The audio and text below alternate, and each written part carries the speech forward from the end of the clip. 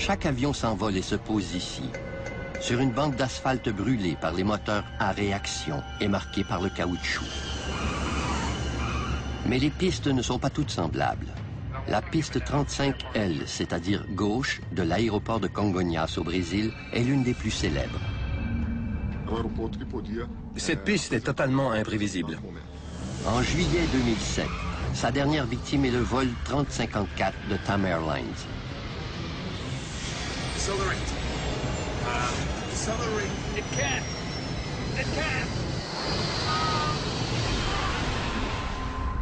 La piste fauche 199 vies. Sa surface sera scrutée à la loupe, de même que son passé. Les enquêteurs doivent découvrir pourquoi la piste 35L est si dangereuse, avant que d'autres victimes ne périssent.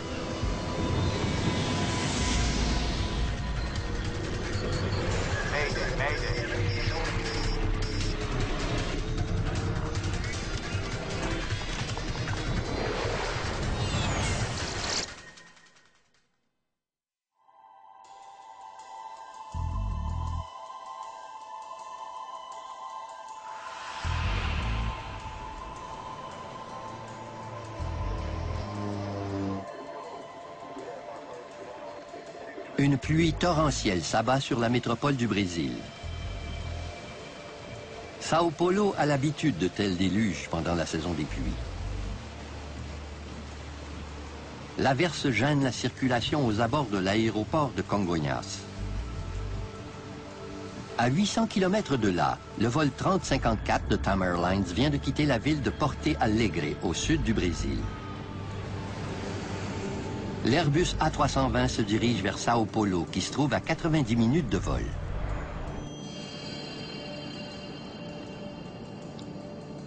Pour les 181 passagers à bord, ce vol intérieur n'a rien de particulier.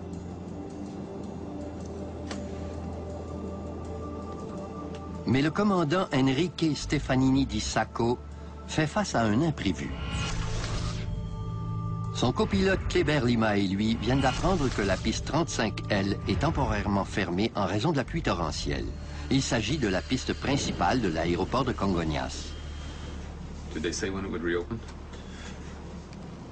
No. Let's prepare an alternate just in case. Ladies and gentlemen, it looks like due to the weather we may not be able to land at Congonhas as planned. I will keep you advised as I get more information.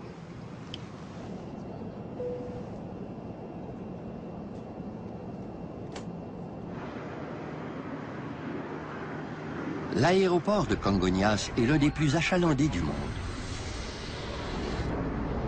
Des avions y décollent et y atterrissent toutes les 90 secondes, en transportant un flot ininterrompu de voyageurs et de marchandises dans la capitale économique du pays. Mais la réputation de Congonhas le précède également auprès des pilotes. L'aéroport se trouve en plein cœur de la ville, entouré d'immeubles d'habitation, de tours de bureaux et de routes.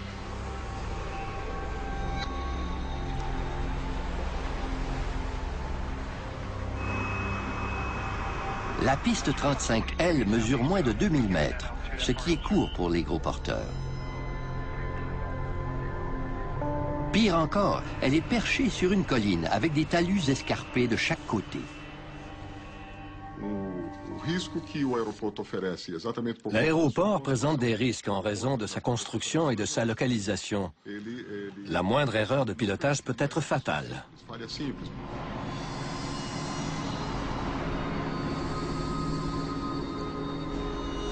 Le commandant Carlos Camacho est le directeur de la sécurité des vols du syndicat des pilotes brésiliens. À l'approche de la piste, les pilotes ressentent une poussée d'adrénaline. On a l'impression d'atterrir sur un porte-avions.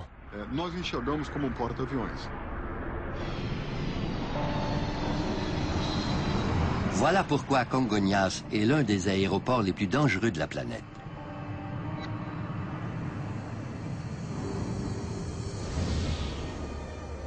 La veille de la tragédie, un avion de transport régional de Pantanal Airlines a raté son atterrissage.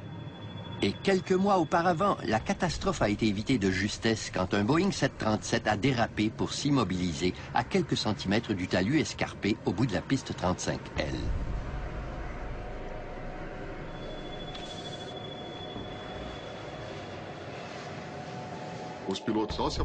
Quand les pilotes amorcent leur approche à l'aéroport de Congonhas, ils sont plus inquiets que dans n'importe quel autre aéroport national.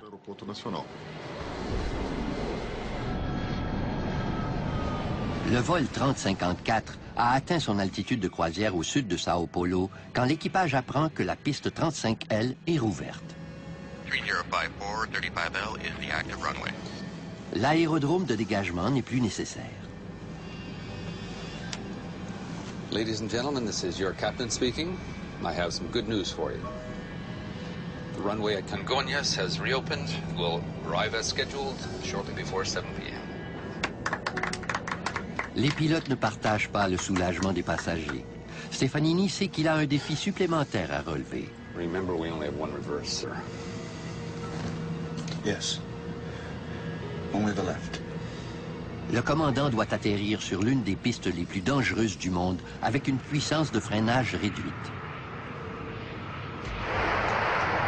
L'un des deux inverseurs de poussée de l'Airbus ne fonctionne pas. Ce dispositif est destiné à freiner l'avion pendant l'atterrissage en inversant la poussée des réacteurs.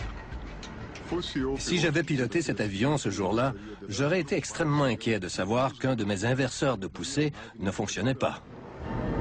10-3054, 35L, clear to land. Stefanini s'apprête à poser l'avion sur la tristement célèbre piste 35L. The runway is wet and it's slippery. The wind is 330 at 8 knots.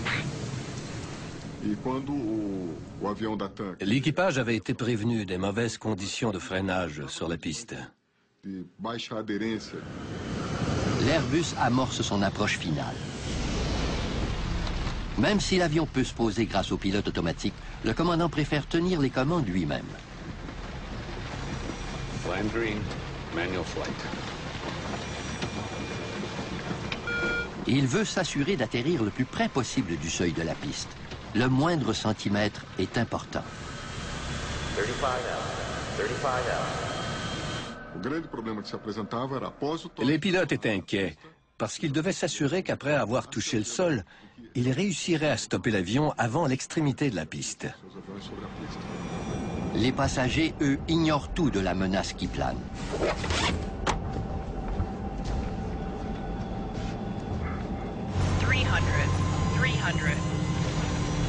L'avion ne vole plus qu'à 100 mètres au-dessus de la ville. L'Airbus met le cap sur le centre de la piste. Middle. The one-way conditions. 200, 200. 100,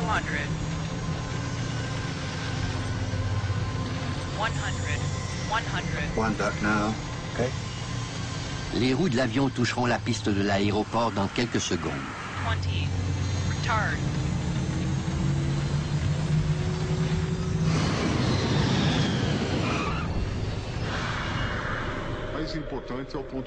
Quand l'avion est entré en contact avec le sol, leur inquiétude au sujet de l'atterrissage a redoublé.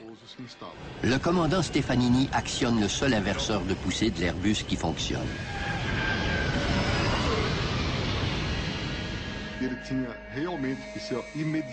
Il fallait que le pilote enclenche le seul inverseur de poussée dont il disposait le plus rapidement possible pour amorcer le freinage. Mais l'avion ne ralentit pas sa course. À une telle vitesse, l'appareil franchira les 1945 mètres de la piste en moins de 30 secondes.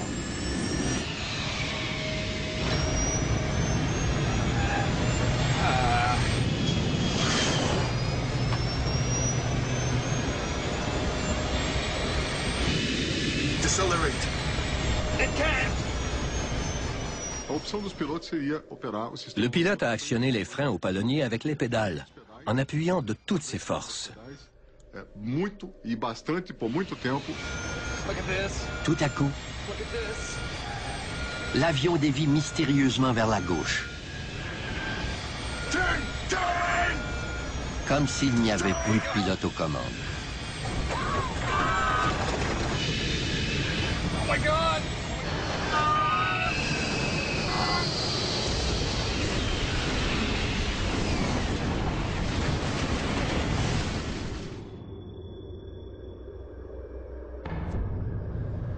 Le vol 3054 s'écrase contre un immeuble de la compagnie aérienne TAM et une station-service voisine. Près de 200 pompiers se précipitent sur les lieux. Ils combattent un violent feu de carburant. La chaleur atteint près de 1000 degrés Celsius.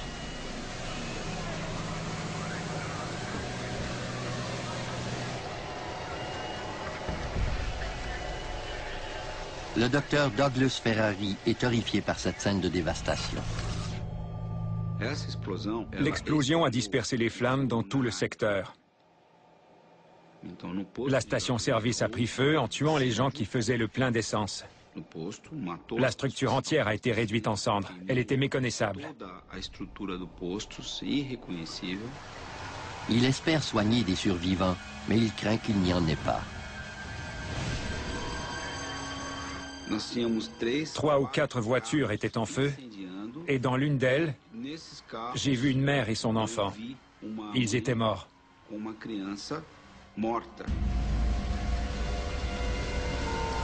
L'avion est la proie des flammes.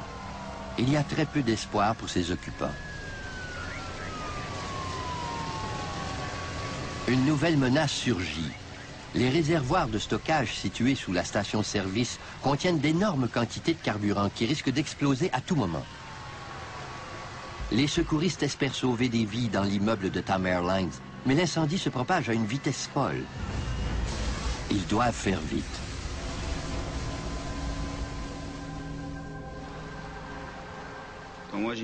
On a essayé de porter secours aux gens coincés à l'intérieur de l'immeuble. J'espérais pouvoir les aider.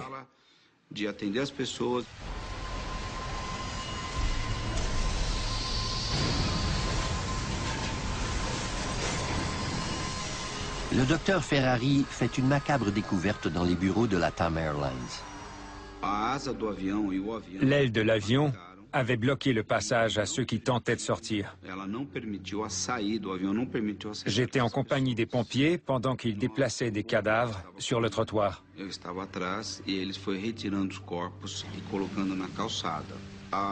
C'était horrible.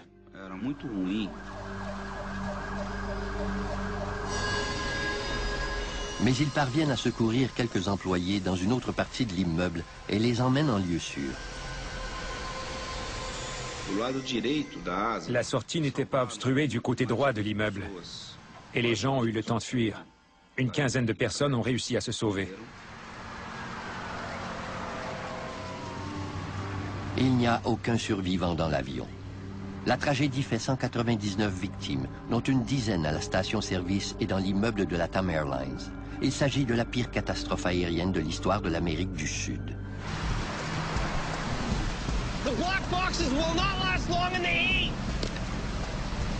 Le lieutenant-colonel Fernando Camargo est enquêteur d'accident au sein du CENIPA, le bureau de la sécurité aérienne du pays. Dans le domaine de l'aviation moderne, les boîtes noires représentent le noyau de toute enquête. En arrivant sur les lieux, on a constaté l'intensité des flammes et on s'est inquiété pour l'intégrité des données. Il est conscient que la chaleur intense risque d'endommager les enregistreurs de données de vol et de conversation. De précieux indices sur la cause de l'écrasement sont peut-être déjà détruits. Fernando Camargo et son équipe savent que la veille, un avion a dérapé sur la piste 35L. Il fallait mener une enquête approfondie sur cette piste. Si c'est bel et bien la piste rendue glissante par la pluie qui a causé cet accident, une autre tragédie risque de frapper bientôt. La pression monte pour découvrir au plus tôt ce qui est arrivé au vol 3054. Je savais qu'il y avait une vidéo provenant du système de surveillance. Le système de surveillance a capté les images de l'avion en détresse filant à toute allure sur la piste. On espérait que cette vidéo réponde à plusieurs questions.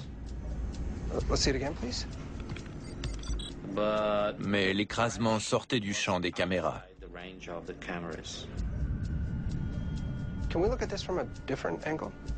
Malgré l'absence d'image de l'écrasement lui-même, la vidéo pourrait révéler d'importants indices.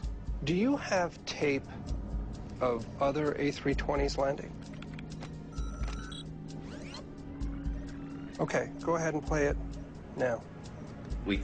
On a comparé la durée de l'atterrissage des deux appareils.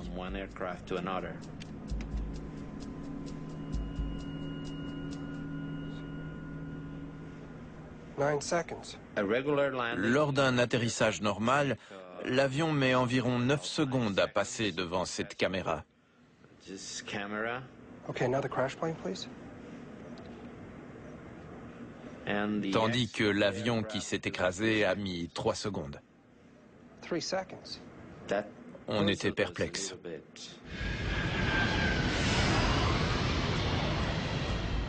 Why was the crash plane going 3 times faster than the regular A320 landing?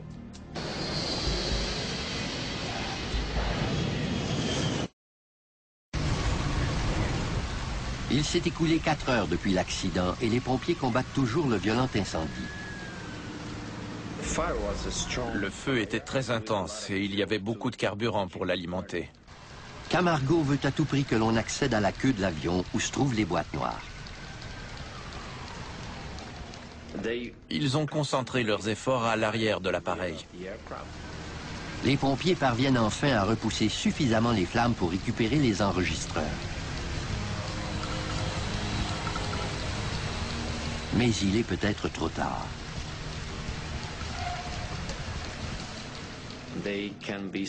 Ils sont résistants au feu jusqu'à un certain degré de chaleur, mais ensuite, rien ne garantit que les données seront intactes. Les enregistreurs sont expédiés à Washington pour être analysés au Conseil national de la sécurité des transports.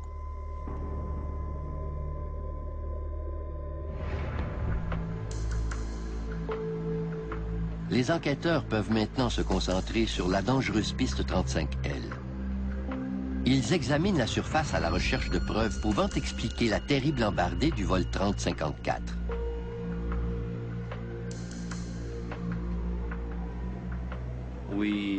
On a parcouru la piste pour trouver des indices, des marques de pneus, l'endroit précis où l'avion a dévié de la piste.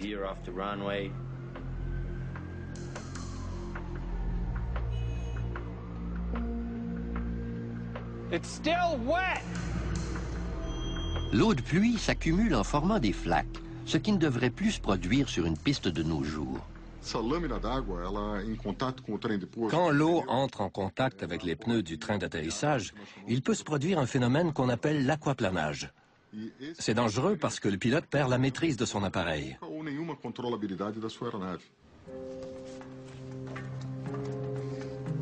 Camacho et son équipe se demandent pourquoi des flaques d'eau se forment sur la piste. Ils épluchent les dossiers de l'organisme gouvernemental responsable de l'aéroport de Congonhas. Ils apprennent que le revêtement de la piste 35L a été complètement refait 1 mois à peine avant l'accident.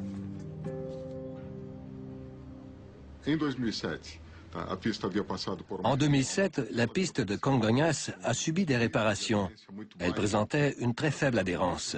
Plusieurs cas de dérapage avaient été rapportés. Ils savaient que le revêtement était à refaire.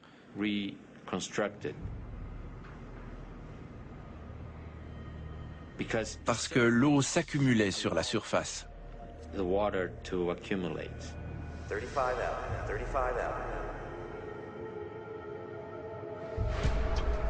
Le revêtement de la piste a été refait, ce qui devait régler le problème d'accumulation d'eau. Elle a rouvert quelques semaines avant l'écrasement et sa nouvelle surface semble constituer une nette amélioration. Tout s'est bien passé à l'aéroport pendant un mois de temps sec. Et puis, 3 jours avant l'accident, de fortes pluies se sont abattues sur la région. Avec le retour de la pluie, de vieux problèmes qu'on croyait résolus ont réapparu.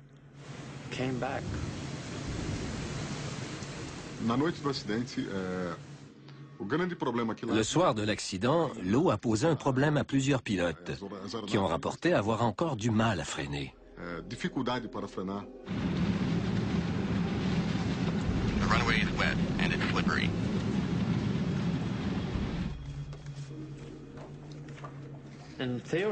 En principe, la piste ne présentait plus de crues propices à la formation de flaques d'eau.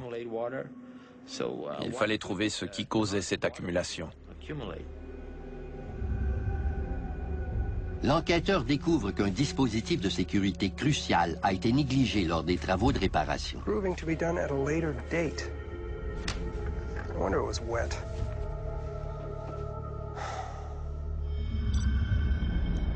Ces rainures particulières permettent d'évacuer l'eau de pluie, évitant ainsi que des flaques ne se forment.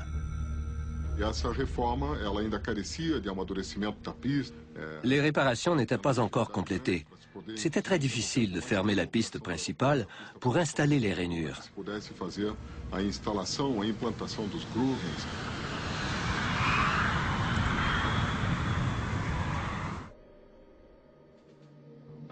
Les preuves s'accumulent.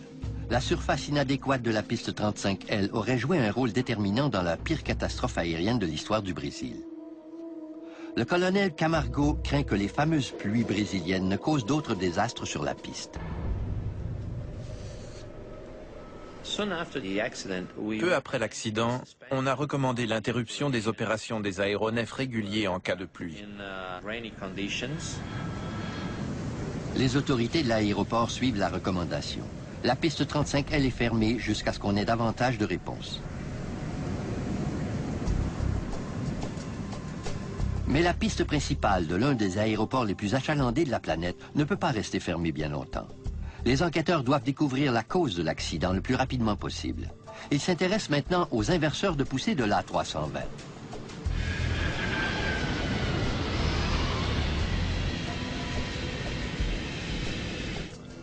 Les états d'entretien mentionnent pourquoi un seul inverseur fonctionnait.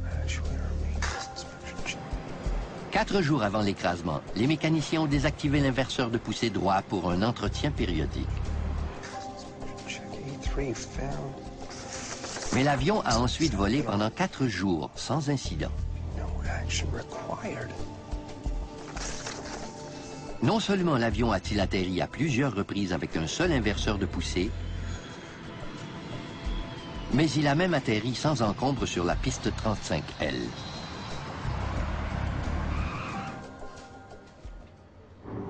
This plane landed on the same runway. On the same runway that day with the same problems. Had only one thrust reverser. Just one thrust reverser. No issues whatsoever. Pourquoi cet atterrissage a-t-il tourné à la tragédie?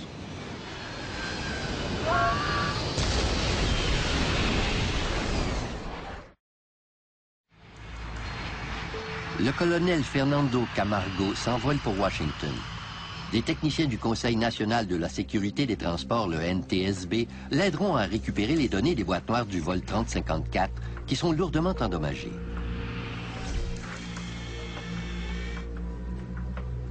D'abord, ils cherchent une puce thermosensible qui pourrait les renseigner sur l'étendue des dégâts causés par la chaleur. Il s'agit d'un indicateur qui change de couleur s'il est exposé à une température qui dépasse la limite à laquelle il peut résister. Même si les boîtes noires sont conçues pour résister à un brasier pouvant atteindre 1000 degrés Celsius, l'apparence des puces est de mauvais augure. Ces circuits ont été soumis à une chaleur qui dépassait leur seuil de résistance. Ils testent la carte de circuit imprimée pour vérifier si certaines des mémoires ont résisté. Sans ces données, l'enquête sur l'accident du vol 3054 sera sérieusement compromise. Le colonel Camargo ne trouvera peut-être jamais d'explication à la mort de 199 personnes aux abords de l'aéroport le plus fréquenté du Brésil. Mais l'analyse des circuits leur redonne espoir. Okay, we got something. Heureusement, on a fini par récupérer 100% des données. Here we go. Ces informations dressent le portrait des performances de l'avion The speed is fine. dans les secondes critiques précédant l'écrasement. It came down fine.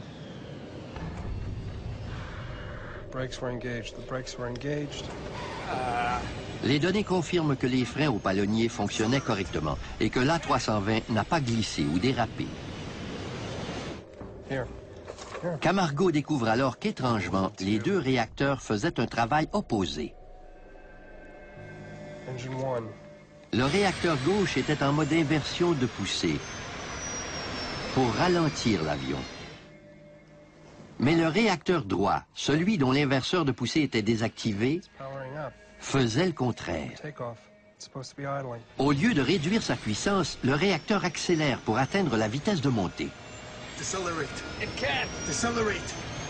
Avec un réacteur qui fonctionnait à pleine puissance, les pilotes ne sont pas arrivés à immobiliser l'appareil à temps.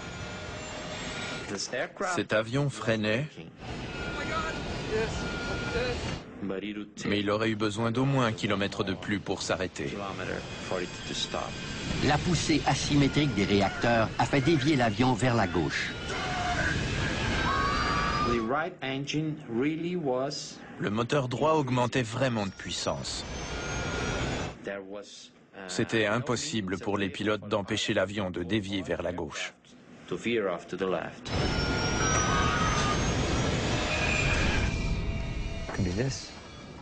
So engine 2 was thrusting when it should have been idling. That would explain the veer off to the left, right? So what does this mean? Le colonel Camargo doit comprendre pourquoi le réacteur droit fonctionnait à pleine puissance alors qu'il aurait dû être en mode inversion de poussée. À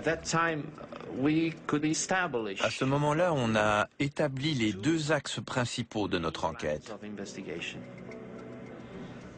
Le premier, la défaillance mécanique, et l'autre, l'erreur de pilotage. Le colonel Camargo demande la collaboration de deux enquêteuses des facteurs humains, la lieutenant-colonel Marcia Fager et la lieutenante Vanessa Diaz. Pilot is Enrique Stefanini Di Sacco, age 53 from Sao Paulo, 13,654 flight hours. C'était un pilote très expérimenté qui était aux commandes. Il connaissait parfaitement l'avion. His first officer was Aguiar Kleber Lima, age 54, from Puerto Velo, 14,760 flight hours. Il avait suffisamment d'expérience pour bien faire son travail, même en situation d'urgence.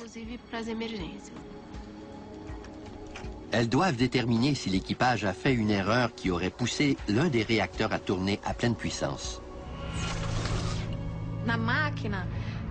Les machines sont faciles à décoder parce qu'elles font leur travail de façon prévisible. Les humains sont extrêmement plus complexes dans leur façon de penser et d'agir. Il est beaucoup plus difficile d'analyser leur comportement lors d'un accident. You know, but I can't believe that this pilot would make that kind of mistake.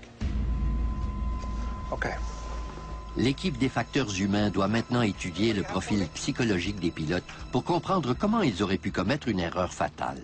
On a tenté de reconstituer l'histoire personnelle de chacun des pilotes, de même que leur expérience professionnelle. Ladies and gentlemen, this is your captain speaking. I have some good news for you. On a essayé de tracer un portrait expliquant ce qui s'était passé dans le poste de pilotage.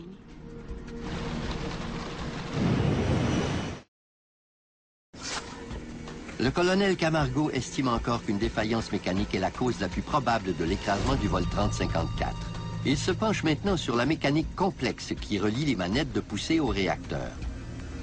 Il se demande si une défaillance de ce système n'aurait pas provoqué la mystérieuse saute de puissance. On a commencé à examiner soigneusement toutes les pièces du système de poussée. De la manette de poussée au réacteur. Les réacteurs sont mis hors de cause. Une seule pièce peut donc avoir causé le problème. Le mécanisme qui relie les manettes de poussée au réacteur, appelé le dispositif de sensation artificielle. Les enquêteurs se demandent si ce dispositif aurait pu céder en laissant les réacteurs à pleine puissance, même si le pilote avait réglé la manette en position de ralenti. Mais ce genre de défaillance est fort improbable.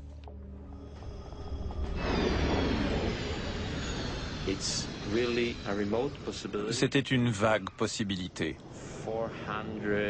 Sur 400 milliards d'heures de vol, ça n'est arrivé qu'une seule fois.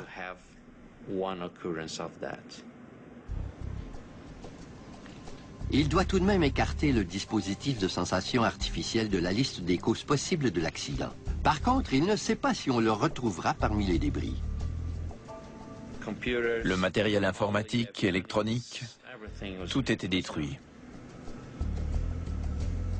Heureusement, l'une des rares pièces ayant résisté au feu est celle dont les enquêteurs ont besoin, le dispositif de sensation artificielle.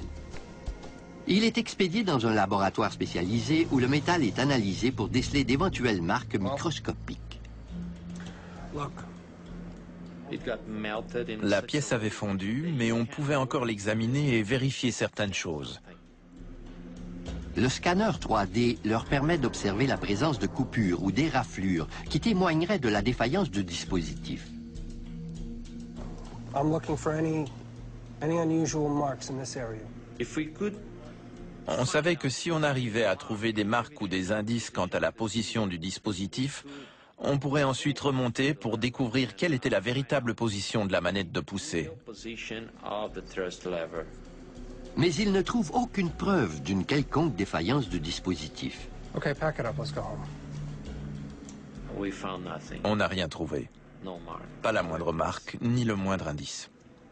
Le colonel Camargo conclut qu'aucune défaillance mécanique n'est à l'origine du mauvais réglage de puissance du réacteur droit. Il présume que pour une raison ou pour une autre, les pilotes ont laissé la manette du réacteur droit à pleine puissance après l'atterrissage de l'Airbus.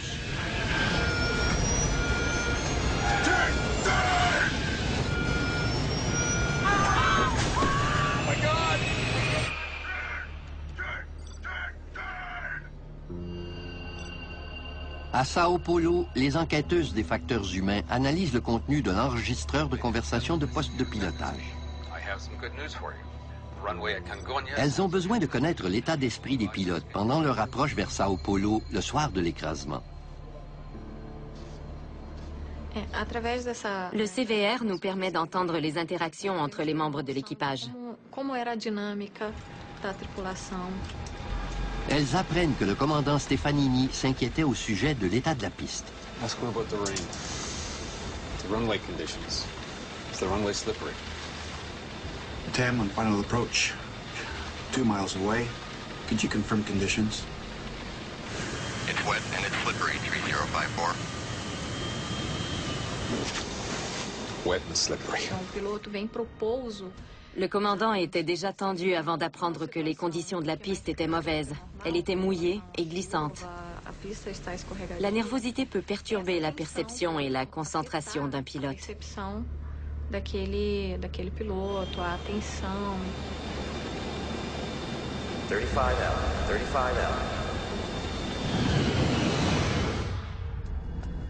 Tout porte maintenant à croire que c'est l'anxiété du commandant Stefanini et non la piste 35L qui a provoqué l'écrasement. Fernando Camargo se concentre sur les gestes posés par les deux pilotes. I think it's ready, sir. Thank you. Il veut savoir comment ont été réglées les manettes de poussée avant l'accident.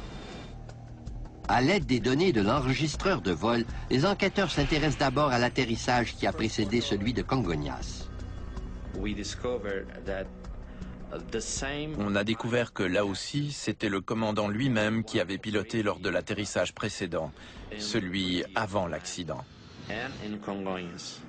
First, how did they land in Porto Alegre? Okay. Both levers full forward during approach. Ils apprennent qu'au cours de l'atterrissage précédent à Porto Alegre, le commandant Stefanini a tiré les deux manettes de poussée. Il s'agit de la procédure à suivre quand on atterrit avec un seul inverseur de poussée. And now, both levers to reverse. Au moment de l'accident, selon la procédure, le pilote aurait dû régler les deux manettes en position de ralenti et les deux manettes en inversion de poussée. comme s'ils disposaient des deux inverseurs. Ils sont capables d'établir que le commandant Stefanini a respecté la procédure à suivre en cas d'atterrissage avec un seul inverseur de poussée lorsqu'il s'est posé à Porto Alegre le jour de l'écrasement. No reverser number 2. Auto brakes on. And speed is dropping. It puzzled me because of J'étais perplexe parce que le commandant connaissait la procédure. the procedure. He performed the Il l'avait suivi quelques heures auparavant lors de son atterrissage précédent. before in the previous landing. Qu'a-t-il fait différemment 2 heures et demie plus tard à Sao Paulo? Okay. Okay, now Congonhas. Left lever to idle. Les données montrent que le positionnement des manettes de poussée par le commandant Stefanini n'était pas le même lors de son atterrissage à Sao Paulo. 20. Au lieu de tirer les 2 manettes, il s'est contenté de mettre le réacteur gauche en régime de ralenti en laissant le réacteur droit à pleine puissance. Une fois que l'avion a touché le sol, il a activé seulement l'inverseur de poussée gauche en laissant encore une fois le réacteur droit à pleine puissance.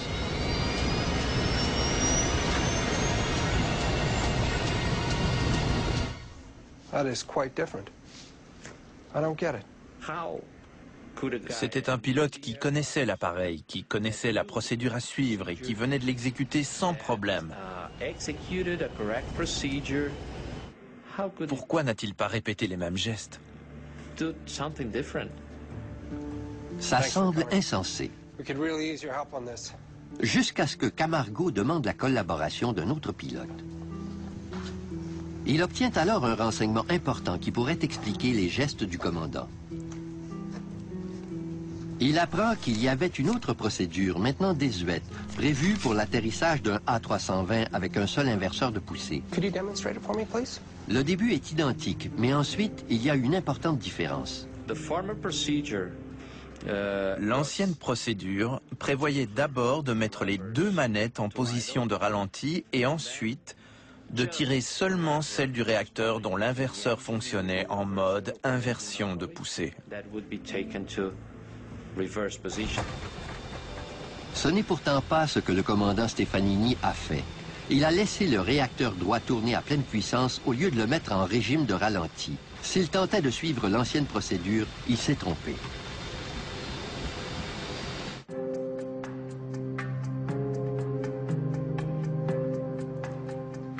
Les enquêteurs découvrent que le commandant Stefanini ne serait pas le seul pilote à avoir commis cette erreur.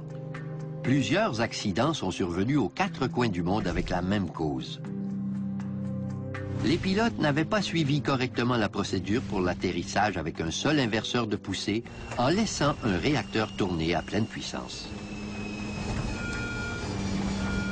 That old procedure L'ancienne procédure exposait les pilotes à faire cette erreur. to error. Airbus a finalement modifié sa procédure pour réduire les risques de commettre cette erreur précise. Le constructeur a changé la procédure. Désormais, les manettes de poussée doivent toutes les 2 être mises en position de ralenti. Et dès que l'avion touche le sol, il faut tirer les 2 manettes en mode inversion de poussée. Le commandant Stefanini connaissait bien l'ancienne et la nouvelle procédure pour atterrir avec un inverseur de poussée désactivé. Tout porte à croire que lors du vol 3054, il a tenté de revenir à l'ancienne méthode. Les enquêteurs se demandent pourquoi.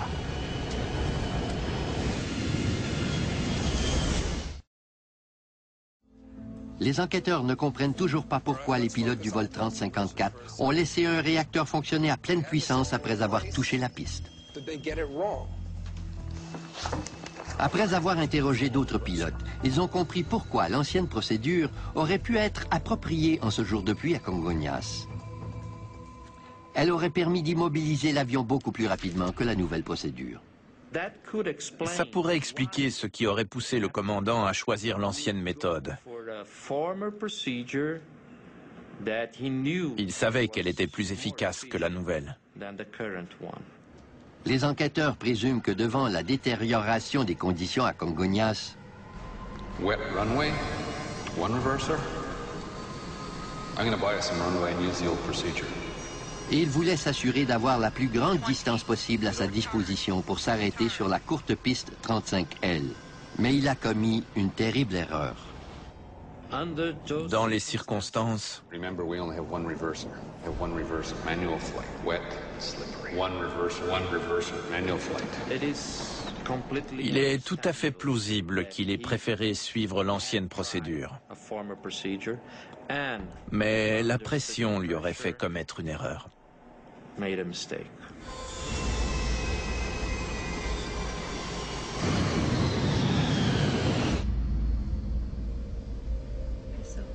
La lieutenante Vanessa Diaz reconstitue les derniers moments du vol à bord d'un simulateur. Okay, engine 1 to idle, engine 2 stays at climb. Elle sait que dans l'obscurité d'un poste de pilotage, il est difficile de distinguer la position des manettes de poussée. 20. Retard. Engine 1 to reverse, don't touch number 2. Brakes.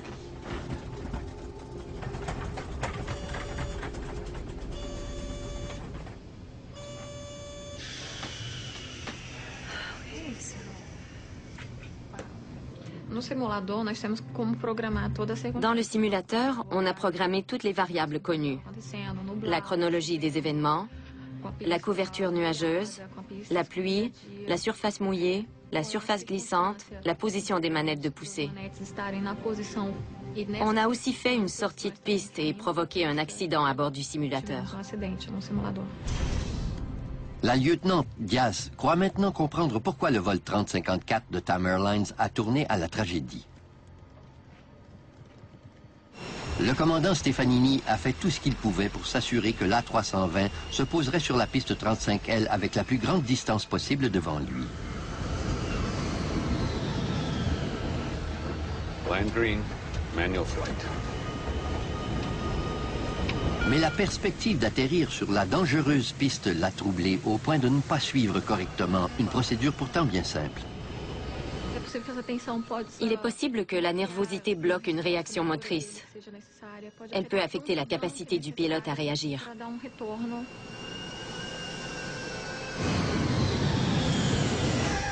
Aucune alarme n'a prévenu les pilotes que le réacteur 1 tournait à pleine puissance, tandis que l'autre était en mode inversion de poussée. Le copilote Lima a tenté de comprendre quel était le problème. Mais dans l'obscurité, paniqué par un atterrissage qui tournait mal, il n'a pas remarqué le mauvais positionnement des manettes de poussée.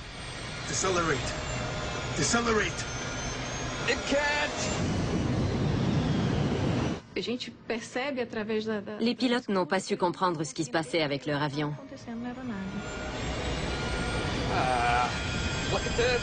Une piste reconnue pour son danger a perturbé l'équipage au point de commettre une erreur qui a coûté la vie à 199 personnes. Oh my God! Oh my God! Go!